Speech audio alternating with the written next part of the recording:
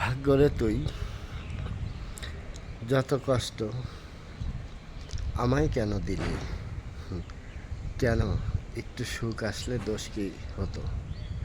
আসলে কষ্টের মধ্যে বড় হয়ে জীবনটাকে আর কষ্ট মনে হয় না, আর সুখের চিন্তাও মনে হয় না।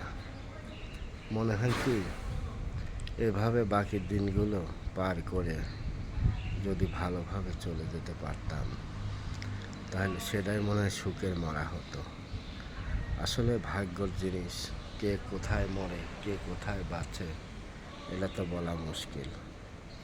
তারপরেও আমি সব সময় চাই যে আমি